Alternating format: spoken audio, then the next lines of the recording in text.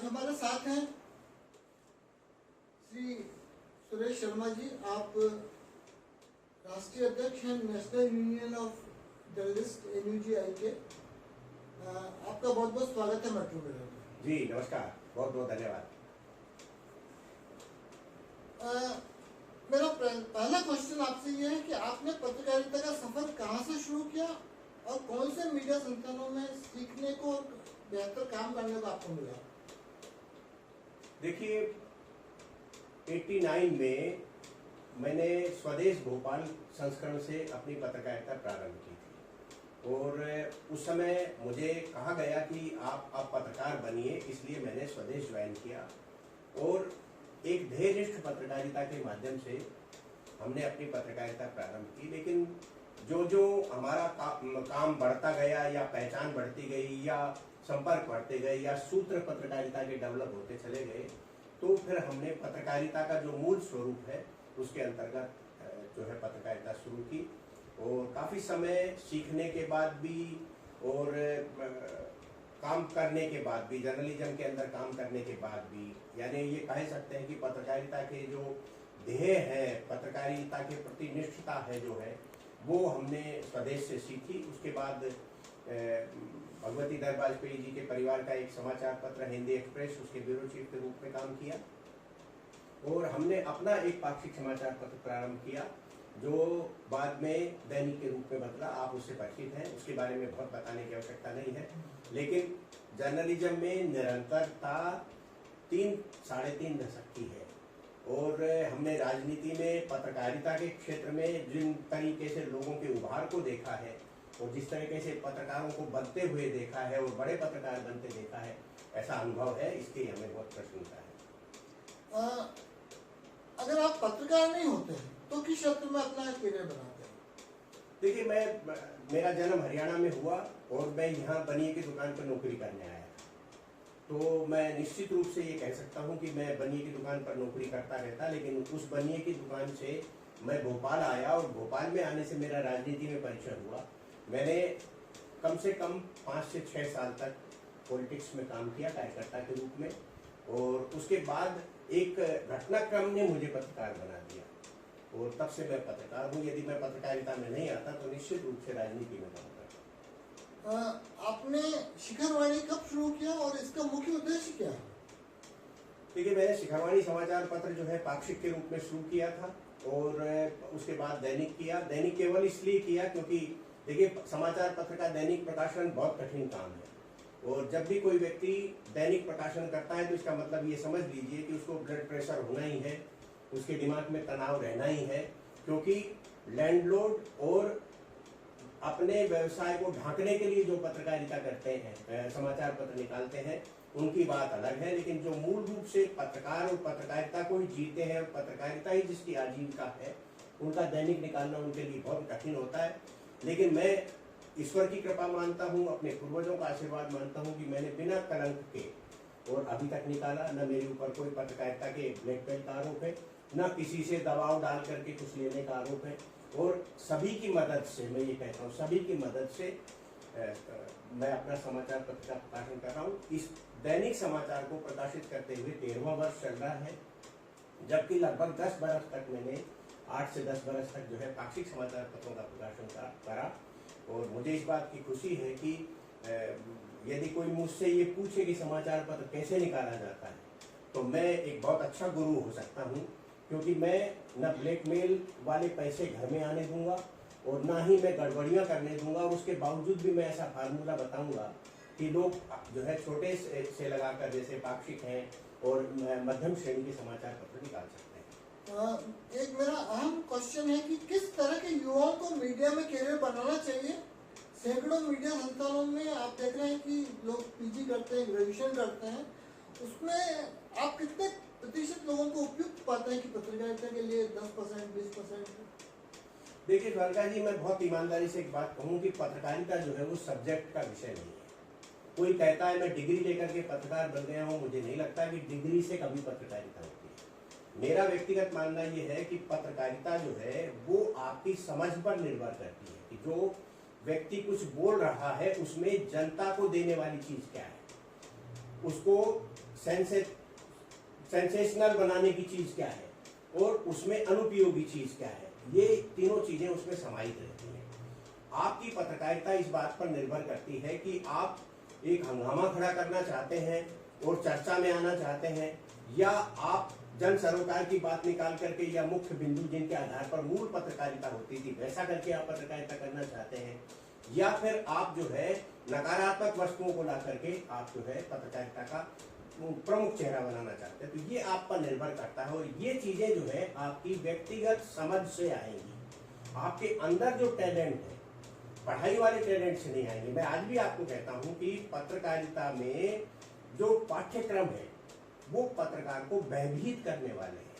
तो ये बहुत गंभीर बात है। गंभीर तरीके से ही मेरा मानना है कि हमको जो सुनेंगे लोग उनको ये समझना चाहिए कि उसमें ये डराया जाता है कि कानून आपको कितना बाउंडेशन देते हैं, जबकि हमको पत्रकार बनने के लिए जो क्वालिटी है वो नहीं बताई जाती। उसका उदाहरण देता हूं मैं आपको।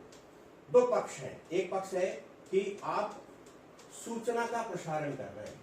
जो सूचना से अभिप्राय ये है कि जो बात आज आपने देखी है और एक से अधिक लोगों को जानकारी में है, वो सूचना आप दूसरे दिन अपने चैनल्स में, समाचार पत्र में या उसी दिन चैनल में आप दिखा रहे हैं, यानी कि आपने लोगों को सूचना दी है। समाचार वो होता है कि जो लोगों को नहीं पता उनको ही पता है जिन्होंने किया है वो, और उसको ला करके आप जनता के बीच लेकर के आते हैं, जानकारी देते हैं। इसका मतलब ये हो गया कि आप समाचार जिसकी हम चर्चा कर रहे हैं, जिसके लिए हम पत्रकार बनना चाहते हैं, वो जो है आप लाते नहीं है, वो कम मात्रा में रहता है। आप देख लीजिए, एक प्रमुख नाम वाले किसी भी समाचार पत्र को उठा लीजिए, वो 8 पेज का निकालता हो या 16 पेज का निकालता हो, उसमें 2 या 3 समाचार होते हैं और सारी सूचनाएं होती हैं। आज एक्सीडेंट हो गया, अब एक्सीडेंट तो आज हुआ था, आप सुबह लोगों को बता रहे हो। मुख्यमंत्री ने किसी को सस्पेंड कर दिया, आप लोगों को दूसरे दिन बताते हो। आपने जो है वो ट्रांसफर की सूची जारी हो गई, दूसरे दिन आप बताते हो लोगों को। उसमें समाचार नहीं। समाचार ये है कि मंत्रालय में 15,000 लोगों को सैलरी नहीं निकल रही, ये समाचार है। क्योंकि ये आम जनता का सब्जेक्ट नहीं है, इसको देखा नहीं है किसी ने। इसलिए समाचार और सूचना के अंतर का भेद पत्रकारिता के पाठ्यक्रमों से नहीं होता। इसलिए मेरा ये मानना है कि जो स्टूडेंट पढ़ गया उसके पास स्वाभाविक रूप से नॉलेज आया है, आत्मविश्वास आया है, और गुरुजनों से जो हमारे विद्यार्थी पढ़ करके आ रहे हैं, यानी पत्रकारिता के गुरुओं से सीख करके आ रहे हैं, तो वो एक उनके दिमाग में आत्मविश्वास पैदा करता है। लेकिन पत्रकारिता की समझ जब आएगी जब आप जनता के सरोकार से जुड़ने की कोशिश करोगे। अन्यथा पत्रकारिता का रोजगार तो बना सकते हो आप, लेकिन आप पत्रकारिता नहीं कर सकते। एक और आम क्वेश्चन ये है कि किसी भी मीडिया का मुख्य उद्देश्य क्या होना चाहिए। और एक मैंने जनरली देखा कि कोई न कोई मीडिया किसी राजनीतिक पार्टी से जुड़ी होती है, या कोई राजनीतिक पार्टी किसी मीडिया से जुड़ी होती है। तो ये कितना उचित है, ये क्या ठीक है?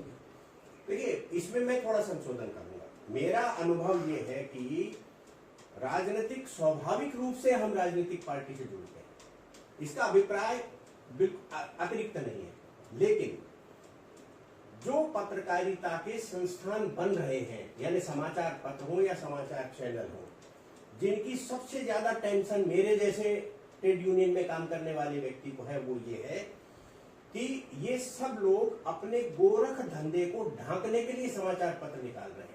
आप पत्रकारिता के लिए, जन सरोकार के लिए, सरकार को मार्गदर्शन देने के लिए, अधिकारियों को की बातों को जनता के बीच, जनता की बात अधिकारियों के बीच तक ले जाने की, या सत्य और तथ्य की बात कम करते हैं। आप केवल ये चिंता करते हैं कि जो पत्रकार है उस पत्रकार की क्षमता के आधार पर हम अपने व्यापार व्यवसाय को, जिसमें कुछ न कुछ कमियां हैं, उसको कैसे ढांक सकते हैं। आपको 85 से 90% समाचार पत्रों का बैकग्राउंड यही मिलेगा, आप उसको देख लीजिए। दूसरा, एक सबसे बड़ी चीज जो मैंने देखी है, वो आपने गलत व्यवसाय कर रहे हैं। जैसे कोई गुटखा निकाल रहा है, अब गुटखे पे इनकम टैक्स की रेट पड़ रही तो उसने समाचार पत्र निकाल दिया। कोई बड़ा कॉलोनाइजर है, उसने कॉलोनी ली और उस कॉलोनी के अंदर जो है उसने देखा कि तो सरकारी जमीन दबा ली है, तो मालूम चला उसने एक समाचार पत्र या चैनल शुरू कर दिया। इस तरीके से पत्रकारिता की बदनामी करने का काम वो कर रहे हैं, मतलब बिना उद्देश्य के नहीं। उद्देश्य उनका काले धन को ढांकने के लिए अखबार चैनल रूपी छतरी लगा रहे हैं, जबकि मीडिया का उद्देश्य जबकि मीडिया का उद्देश्य ये नहीं। आप एक बात गौर करिए, मैं आपको 3 चीजें मैं एग्जाम्पल के रूप में दे रहा हूं जो आपके लिए और किसी भी श्रोता के लिए भी और पत्रकार के लिए भी महत्वपूर्ण है। हमने देश की आजादी के समय समाचार पत्र जगत के उन दिग्गज व्यवसायियों को देखा जिन्होंने कभी झांक करके नहीं देखा, पैसा देते थे। आप बिरला जी का अखबार देख लीजिए, गोयनका जी का अखबार देख लीजिए, देश के आर्थिक साम्राज्य के मालिक थे ये, आज भी हैं। लेकिन इनके समाचार पत्रों में संपादक तय करता था, वो ये नहीं कहते थे कि अमुक व्यक्ति के लिए आप कर दीजिए। तो ये जो था एक दौर था, इसलिए मिशन पत्रकारिता होती थी। और फिर आप तो बहुत एजुकेटेड व्यक्ति हैं, मुझसे ज्यादा पढ़े लिखे हैं, आप दूसरे दौर की पत्रकारिता को देखिए कि भास्कर निकला, आज निकला, अमर उजाला निकला। इनने व्यवसायिक हितों के साथ पैरेलल पत्रकारिता समाचार पत्र संस्थान निकाले। लेकिन मैं ये बिल्कुल नहीं कह रहा हूं कि इन जिन के नाम मैंने उल्लेखित किए हैं इन्होंने गोरख धंधे के लिए अखबार निकाले, बिल्कुल नहीं कह रहा हूं मैं ये बात, मैं स्पष्ट कर रहा हूं। लेकिन इसके बाद के जो दौर में अखबार निकले हैं, नाम लेना उचित नहीं है क्योंकि आपके लिए उचित नहीं रहेगा, मेरे लिए कोई परेशानी नहीं है। उन समाचार पत्रों ने जमीनों पर घोटाले किए, काले धंधे किए, शराब का कारोबार किया और बड़ी सड़कें बना रहे हैं, इस तरह कर रहे हैं। उस पर में जो गड़बड़ियां हैं उनको सरकार ने हरकत करे, इसलिए समाचार पत्र निकालती। ये तीन प्रकार की पत्रकारिता है। एक मिशन पत्रकारिता थी, ये दूसरी जो है वॉच डॉग की स्थिति में, और तीसरे हम डॉग की स्थिति में पत्रकार को बैठाया है। ये मान के चलिए आप, इसका पत्रकारिता को बड़ा नुकसान। मतलब ये कि 99% जो मीडिया हाउसेज है वो उनका जो उद्देश्य होना चाहिए वो नहीं है। मतलब मोटे व्यावसायिक संस्थानों ने जिस प्रकार मीडिया को का अधिग्रहण किया है उससे भारत के लोकतंत्र के चौथे पिलर को बड़ा नुकसान हुआ है और ये हम सब लोगों की चिंता है। आपने मुझे एनयूजे अध्यक्ष के रूप में इंट्रोड्यूस किया है, इसलिए मैं आपकी जानकारी में एक बात लाऊं। बीकानेर में हमारी राष्ट्रीय कार्य समिति की बैठक हुई थी। उस बैठक का हमने कहा कि देखिए हम प्रस्ताव पारित कर लेंगे, फिर अधिकारियों को भेज देंगे, फिर सरकार को भेज देंगे, ये रूटीन प्रक्रिया है। हमने कहा कि पत्रकारिता का मूल तत्व समाप्त हो रहा है, ये हम सबको मालूम होना चाहिए। उस मूल तत्व को जो आप सवाल पूछ रहे हैं वो मूल तत्व कैसे वापस आए, तो हमने अपनी स्पीच में कहा, हमारा रेजुलेशन है इसका, कि भारत का पत्रकारिता मीडिया जगत ये मूलतः पत्रकार उस हनुमान की स्थिति में आ गया है जिसे अपार शक्ति, अपार विवेक जिसके पास है लेकिन उसे उसका ज्ञान नहीं है, वो भूल गया है। अब भूल कैसे गया होगा वो आज हम व्याख्या कर सकते हैं। आज के संदर्भ में उन हनुमान जी महाराज की व्याख्या उस संदर्भ में थी, तो आज मैं ये मान के चलता हूं कि घरानों के माध्यम से भूल गए होंगे, सरकार के डंडे के माध्यम से भूल गए होंगे, या प्रशासनिक दबाव के कारण भूल गए होंगे। आज का पत्रकारिता जगत का हनुमान अपनी शक्ति और विवेक को भूला हुआ है। हमने प्रस्ताव पारित करके कहा कि National Union of Journalist India Jamwant बनकर के पूरे देश की पत्रकारिता को उसकी याद दिलाने के लिए, उसकी शक्ति को याद दिलाने की भूमिका अदा करेगा। और हमने पूरे देश भर में प्रोग्राम्स चेक आउट किए, सारे राज्यों में जाकर हम एक मीटिंग करेंगे, सेमिनार्स, मीटिंग अभिप्राय सेमिनार से है, वक्ता बुलाएंगे, जानकार बुलाएंगे और उसका समापन फिर हम दिल्ली में करेंगे। मेरा कहना इसमें यह है कि पत्रकारिता शक्ति संपन्न है, लेकिन दिक्कत हमारे सामने ये हो गई, इसका क्या तोड़ निकाले, इस पर आप हम लोग बैठ करके चर्चा करेंगे कि हम पत्रकार हैं, संस्थान के दरवाजे तक अंदर घुसने के बाद हम कर्मचारी हो जाते हैं और वो जो संपादक नाम की संस्था को ब्यूरो, उनने जो प्रशासनिक, जो संस्थान के प्रशासनिक लोगों ने कब्जा कर लिया है, उसका हमें खामियाजा उठाना पड़ रहा है। एक बात मैं पत्रकारिता के बारे में वो कहता हूँ, आपके साथ भी कहना चाहूंगा, मैं मानता हूं कि कहना चाहिए, ये जो डिबेट्स हो रही हैं ये पत्रकारिता नहीं है, पत्रकारिता नहीं है। क्यों नहीं है? क्योंकि वो सामने वाला ये व्यक्ति कहता है कि मैं शो कर रहा हूं, खुद ही कहता है मैं शो कर रहा हूं। शो का मतलब ही ड्रामा होता है। वो एंकर है, पत्रकार नहीं है। वो कहता मैं एंकर हूं। जब एक एंकर एक शो कर रहा है तो उस घटनाक्रम को आप पत्रकारिता के साथ तुलना करके पत्रकारिता को बदनाम न करें। मेरी अपील है सब लोगों से, दो भागों में देखिए। आपको एक स्विफ्ट रिमार्क नहीं करना चाहिए कि पत्रकारिता गड़बड़ हुई। पत्रकारिता बिल्कुल गड़बड़ नहीं हुई। पत्रकारिता इसलिए कमजोर होती जा रही है कि संस्थानों का व्यवसायिक हित जुड़ गया। सरकारों को भी इस पर विचार करना चाहिए, चाहे वो राज्य की सरकारें हो चाहे केंद्र की भी सरकारें हो। जो मूल पत्रकार है, आज आप एक मैगजीन निकालते हैं, आप मूल पत्रकार हैं, आप जीते भी पत्रकारिता हैं, खाते भी पत्रकारिता है और सोते भी पत्रकारिता है, और आपके संस्थान को आर्थिक मदद नहीं मिलती, इसलिए पत्रकारिता मर रही है। पत्रकारिता इसलिए नहीं मर रही कि केवल संस्थान खा रहे हैं, नहीं, सरकारें भी खा रही हैं। और सरकारों को ये चाहिए कि चिन्हित करके पत्रकारिता को बचाइए आप।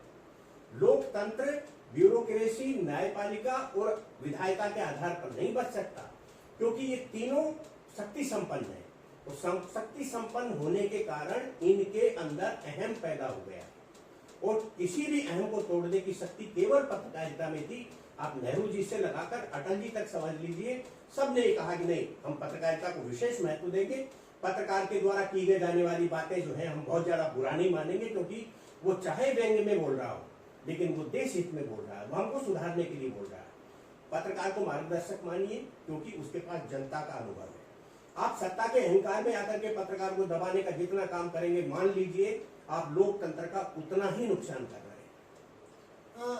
एक अहम मुद्दा जनरली उठाया जाता है कि फ्रीडम ऑफ एक्सप्रेशन जो है वो रिपोर्टिंग में उसकी लिमिट क्या है? फ्रीडम ऑफ एक्सप्रेशन में किसी के बेडरूम में भी आदमी जा सकता है कि क्या है? देखिए, पीठ पत्रकारिता भारत का सब्जेक्ट नहीं रहा कभी। आप उस समय से लगाकर आज तक देख लीजिए, हमने जब फ्रीडम ऑफ एक्सप्रेशन कितना हो सकता है रिपोर्टर के लिए? वही बता। फ्रीडम ऑफ स्पीच का मतलब ये नहीं होता कि आप किसी के भी कपड़े उतार दो। फ्रीडम ऑफ स्पीच का मतलब ये नहीं होता कि आप पत्रकारिता को बाजारू बना दो। मैं बहुत कठोर शब्द इस्तेमाल कर रहा हूं। मुझे वो समय याद है जब प्रदेश के मुख्यमंत्री के बारे में समाचार प्रकाशित करने की ताकत ब्यूरो चीफ के पास नहीं होती। शालीनता होनी चाहिए। एक स्पेशल करस्पॉन्डेंट के पास भी नहीं होती थी, एडिटर्स के पास जाता था, क्योंकि मुख्यमंत्री एक व्यक्ति नहीं होता, वो राज्य का मुखिया होता है और उसके साथ राज्य की प्रतिष्ठा जुड़ती है।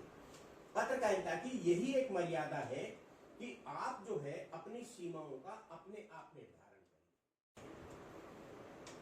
आत्मावलोकन और स्वनियमन, ये आपका सूत्र होना चाहिए।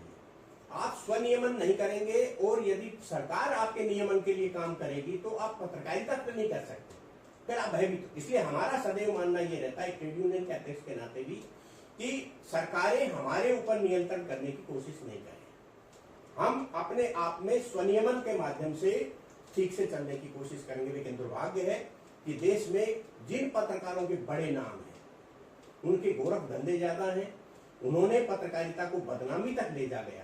जब मैं ये सुन रहा था कि हमारे देश के एक नामचीन पत्रकार राजदीप सरदेसाई का नाम लेकर के पाकिस्तान के चैनल्स बोल रहे हैं कि उन्होंने कहा भारत के तो एक हवाई जहाज गिर गया, राजदीप सरदेसाई ने कहा। शर्मिंदा था मैं उस समय ये सुन करके कि मेरे एक पत्रकार ने जिसको हम बड़ा पत्रकार मानते हैं, वो यदि इस तरह की बातें करते हैं, कौन सा कालखंड में किस प्रकार की बात करना चाहिए, यदि इतना विवेक हमारे पास नहीं है तो पत्रकारिता के लिए फिट नहीं है। इसलिए मेरा मानना यह है कि हमारी सीमाएं हम निर्धारित करें। हमारी सीमाएं केवल वहां तक है जहां दूसरे के अधिकार प्रारंभ हो जाते हैं, वहां हमारी सीमा समाप्त हो जाती है। ये तय फार्मूला है। एक बहुत अहम मुद्दा है जो काफी सालों से और बहुत इम्पोर्टेंट है कि पत्रकारिता की सुरक्षा जो है उसके बारे में कोई लॉ बनना चाहिए, क्योंकि मेरे को लगता है कि काफी पत्रकार मारे जाते हैं हर साल। तो इससे तो सरकार को क्या करना चाहिए, आप क्या सोचते हैं? देखिए, बहुत लंबे समय से मध्य प्रदेश में तो हमने कमेटी बनवाई थी, आपको मालूम है, पत्रकार सुरक्षा कानून को लेकर के, और उसकी एक बैठक तो शायद हुई, फिर बाद में तो मुख्यमंत्री जी बदल गए मध्य प्रदेश में और उनके सामने फिर से ये मुद्दा लाया जा रहा है। हो सकता है, हम उम्मीद करते, लेकिन कुछ राज्यों ने पत्रकार सुरक्षा कानून बनाया है। एक्चुअल में स्वालिका जी, सबसे बड़ा मामला इसमें क्या है? सबसे बड़ा मामला यह है कि समाचार पत्र जगत को, यानी पत्रकारिता को, पत्रकारों को मूल रूप से पहले खबरों से रूबरू होना पड़ता है। आज हर स्थान पर माफिया हो गए, राजनीतिक माफिया हो गए, खदान माफिया हो गए, कोल माफिया हो गए, और यहाँ तक कि समाचार पत्र माफिया भी हो गए। तो ये जो माफियागिरी ने पत्रकारिता को कंट्रोल कर रखा है, दबा रखा है, हत्या कर देते हैं, तेल में जला देते हैं। आप छत्तीसगढ़ की घटना देखिए, सेफ्टी टैंक में पटक दिया, कितने दिन तक पत्रकार वहां सड़ गया। ये जो घटनाएं हैं ये न केवल दिल को दुखा देने वाली है, नहीं, ऐसी घटनाएं होने ही नहीं चाहिए। निश्चित रूप से नहीं होना चाहिए, लेकिन जब हो रही है इसका मतलब ये हो गया कि बहुत बड़ा लेकुना है कहीं न कहीं, बहुत बड़ी मिली भगत है कहीं कहीं। और एक और सबसे बड़ी बात आप इसके अंदर ये देखिए कि इसके अंदर उन एडमिनिस्ट्रेटिव शक्तियों का भी कहीं कहीं हाथ होता है, अन्यथा इतनी शक्ति किसी में नहीं आ सकती। आप सत्ता में आ गए इसका मतलब ये नहीं कि आप सर्वे सर्वा हो गए, आप मालिक हो गए, ऐसा नहीं है। कानून आप पर भी लागू होता है। इसलिए जो ये माफियागिरी प्रारंभ हुई है इसने पत्रकारिता को बड़ा डैमेज किया है। अच्छे पत्रकार हमसे छीने गए हैं, जो पत्रकारिता का मूल मकसद था उसके। तो मुझे ये लगता है कि पत्रकार सुरक्षा कानून और जिस प्रकार से न्यायपालिका, विधायिका और कार्यपालिका को विशेष अधिकार दिए गए हैं, चाहे वो कोर्ट ऑफ कंटेम्प्ट के माध्यम से, चाहे सरकारी कार्य में बाधा के रूप में, चाहे विशेष अधिकार हनन के रूप में, उसी प्रकार से पत्रकारिता के साथ भी एक विशिष्ट व्यवहार किया जाना चाहिए। दुर्भाग्य है कि पहले हमें अभिव्यक्ति की आजादी से थोड़ा सा आगे निकालते हुए कानून के माध्यम से बांध दिया, और अब हम बार बार कह रहे हैं तब भी सरकारें नहीं चेत रही हैं। जबकि पत्रकार सुरक्षा कानून सेंट्रल गवर्नमेंट को बनाना चाहिए। यदि सेंट्रल गवर्नमेंट बनाने में देरी करती तो राज्य की सरकारों को बनाना चाहिए, क्योंकि पत्रकार ही आपकी आंख कान है। आपने पत्रकारिता की अनदेखी करके राजनीति में सत्ता पाने की कोशिश की, तो आप विचारधारा के नाम पर, राष्ट्रवाद के नाम पर, इनके नाम पर आप सत्ता में आ रहे हैं ना। बड़ा झटका लगता है कभी न कभी इसी प्रकार की घटनाओं से। इसलिए मेरा मानना यह है कि पत्रकार सुरक्षा कानून बनना चाहिए और पत्रकार को स्वतंत्रता दी जाना चाहिए कि वो आंखें खोले, और आंखें खोलने से हम देश के लिए, प्रदेश के लिए अच्छा कर सकते हैं।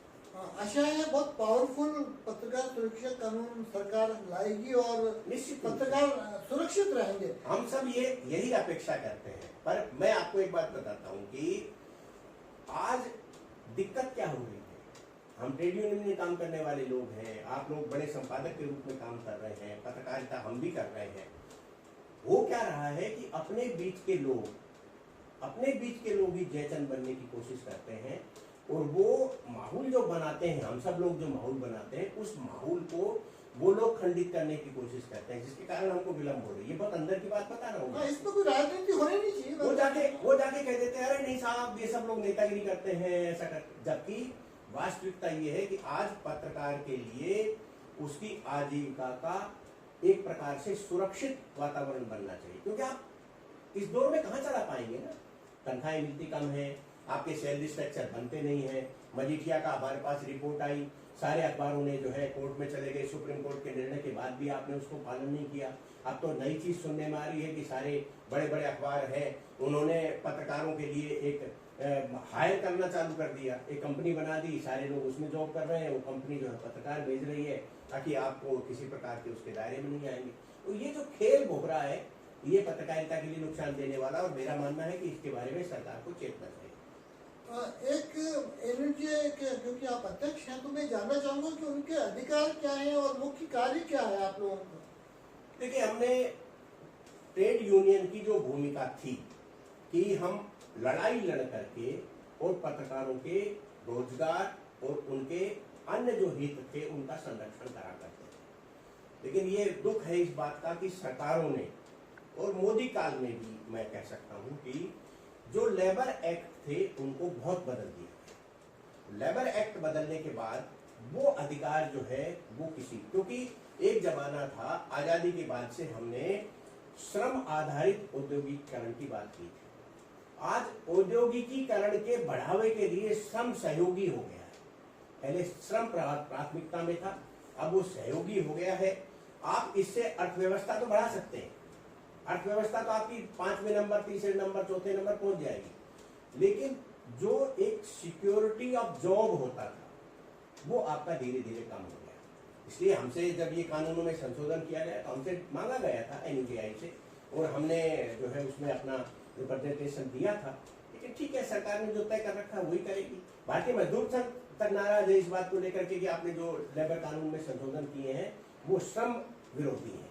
हम भी मानते हैं कि श्रम विरोधी कानूनों से श्रमिकों का हित नहीं हो सकता। इसलिए एनयूजेआई ने यह तय किया है कि अब हम क्या कर सकते, तो हमने स्कूल ऑफ जर्नलिज्म के माध्यम से पत्रकारों को उनकी दक्षता बढ़ाने के लिए काम करना प्रारंभ किया है। हमने एक जर्नलिस्ट वेलफेयर फाउंडेशन बनाया है जिसमें हमारे पास फंड्स हैं। ठीक है कि कुछ चीजों में विवाद हो जाते हैं, लेकिन हमने पत्रकारों के आर्थिक, कभी बीमार हो गया, कभी समस्या आ गई, उसके लिए हमने एक प्रकार का प्रोटेक्शन जो है हमारे पूर्वजों ने प्रारंभ किया। हम ये दो मुख्य रूप से हमारे अटेक्शंस हैं।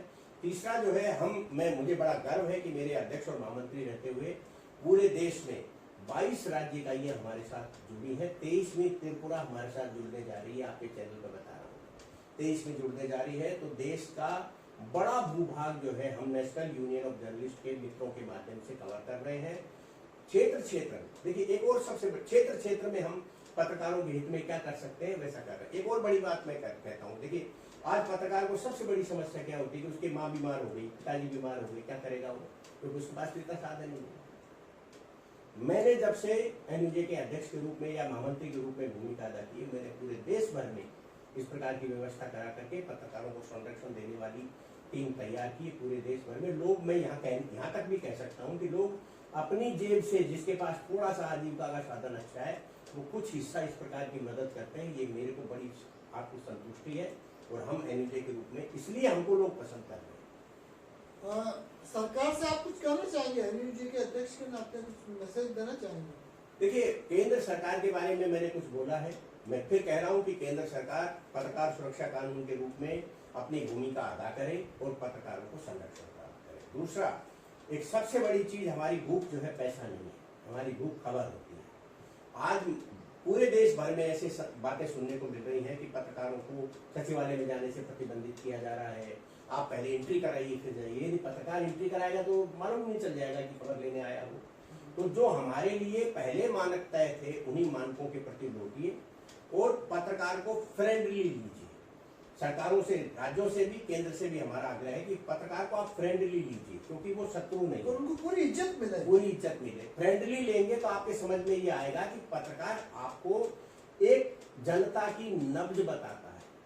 वो जन सरोकार से ओतप्रोत होकर के आपके पास आता है और उस जनता को फायदा पहुंचाता है। उसको कुछ नहीं मिलता, वो तो दीपक है, अपने तले अंधेरा रखता है और खुद को सबको प्रकाश दे रहा है। आप मीडिया की परिभाषा को, हम जो सोचते हैं या पहले जो सोचते थे, उनके आधार पर आपने मुझसे सबसे पहले एक सवाल पूछा था, उसका मैं 1-2 लाइन का जवाब देना चाहता हूँ कि पत्रकारिता का राजनीति से क्या होना चाहिए। आपने पूछा, मैं आपको बताता हूँ। मैं देश के 3 बड़े पत्रकारों का नाम दे रहा हूँ। पहला नाम पहला नाम हम इनका ले सकते हैं, अपने कुलदीप नैयर साहब का। और दूसरा नाम जो है हम ले सकते हैं इनका, अब मैं थोड़ा ना, तो हमारे जो पुराने लेखक हैं, उन लेखकों, राजेंद्र माथुर नहीं, ये तो नीचे बड़े लोग जो थे, तो खुशवंत सिंह जी, कुलदीप नैयर जी और अरुण शौरी साहब, ये तीनों बड़े नाम हैं। आप इन तीनों को जब राजनीति के चश्मे से देखने की कोशिश करेंगे, तब आपको ये मालूम चल जाएगा कि खुशवंत सिंह जी जो है वो विशुद्ध कांग्रेसी थे और कांग्रेस के साथ उनका अटैचमेंट था। आपको ये मालूम चल जाएगा कुलदीप नैयर साहब वामपंथी कार्ड होल्डर थे और अरुण शौरी जी अटल जी की सरकार में मिनिस्टर बने। तो इसलिए इन तीनों को यदि हम राजनीतिक चश्मे से देखेंगे, तब हमको 3 दल दिखाई देंगे, 3 विचारधारा दिखाई देंगी। लेकिन जब हम उनको पत्रकार मान करके चलेंगे तो एक रत्ती भर भी खोट दिखाई नहीं देगा। ये मूल पत्रकार थे, विचार कुछ भी हो सकता। इसलिए मेरा कहना यह है, जब हमने पत्रकार में विचारधारा देखना चालू कर दी, तब हम मान करके चल रहे हैं कि जो देखने वाला है उसका दृष्टिदोष है। पत्रकार सदैव पत्रकार रहता है, वो किसी विचारधारा का समर्थक हो सकता है, लेकिन पत्रकारिता को नुकसान पहुंचा करके विचारधारा का समर्थक होगा, ऐसा मेरा बिल्कुल भी मानना नहीं। एक बहुत आम क्वेश्चन मेरे दिमाग में आ रहा है कि अभी ऑपरेशन सिंदूर करके मोदी जी ने बहुत अच्छा एक काम किया है और दुनिया में अपनी धाक जमाई है। तो आप क्या सोचते हैं कि अगर ऑपरेशन सिंदूर को 10 में से कितने मार्क्स आप देंगे? देखिए, ये मार्क्स का सब्जेक्ट हो ही नहीं सकता। ये कितना, मतलब इसको कितना सक्सेसफुल, ये जो है, ये एक ऐसा है, ऐसा ऑपरेशन हुआ है जिस ऑपरेशन ने भारत को वैश्विक पटल पर ऐसा जिसको कहते हैं ना विश्व गुरु, वो ताकतवर के रूप में। और आप उस रणनीति को देखिए, आमतौर पर जो ये डिबेट चल रही है कि चैनल्स पर और ये चल रही है, ये तो राजनीतिक स्वार्थ के लिए हो रही है, लेकिन आप उस बात को गौर करिए, ये मालूम था कि 3 दिन बाद जो है हम युद्ध को आगे नहीं बढ़ा सकते, तो 3 दिन में ही उतना सब कर दिया गया जितना करना चाहिए, उससे भी ज्यादा कर दिया। यदि ये धीरे धीरे करते तो रोक देते लोग बीच में, लेकिन पहले ही दिन नो अटैक, नो ठिकानों पर अटैक किया। दूसरे दिन उनका जो है सेना के संबंध में जो उनका सूचना तंत्र है ध्वस्त कर दिया, और तीसरे जहां से ड्रोन उड़ाए जा रहे थे वो निपटा दिया 3 दिन। मतलब ये 100% सक्सेसफुल, 100% से भी ज्यादा नंबर का भी दिलवाओगे, हाँ। 100% से भी ज्यादा, क्योंकि जिस भारत ने केवल देश बदल करके आतंकवाद की निंदा की थी, उस भारत ने जाकर के ठोका है। ये एक बड़ा परिवर्तन है। लोग कह रहे हैं कि विदेश नीति के साथ गड़बड़ होगी, विदेश नीति गड़बड़, बिल्कुल गलत है। क्यों गलत है, मैं प्रमाणिक रूप से कह रहा हूं। देखिए, रक्षात्मक विदेश नीति को आक्रामक विदेश नीति बनाया गया है। भारत डरपोक नहीं है, कमजोर नहीं है, इसलिए आक्रामक विदेश नीति बनाई है। और दूसरी सबसे बड़ी बात यह है, बिना डरे बिना दबे ये हुआ है। आज कश्मीर की बात कर रहे हैं, आज अन्य विषय उठाए जा रहे हैं। आप एक चीज देखिए कि जब पहलगाम घटनाक्रम हुआ और पहलगाम घटनाक्रम में एक वाक्य आया, तेरे को इसलिए छोड़ रहे हैं, मोदी को कह देना। मैं मोदी की वकालत नहीं कर रहा हूं, लेकिन आपको ये मानना पड़ेगा कि भारत की सरकार को कह देना बोला है, मोदी व्यक्ति को नहीं कहा। और भारत की सरकार ने वो करके दिखाया है, कूटनीतिक तरीके से भी करके दिखाया, हमले के तरीके से भी करके दिखाया, और विश्व में हमने अपने प्रतिनिधि मंडल को भेज करके जो बातें बताई हैं, एक आवाज नहीं आई। तो ये पूछता है साहब, आपको युद्ध के समय कितने लोगों ने समर्थन दिया?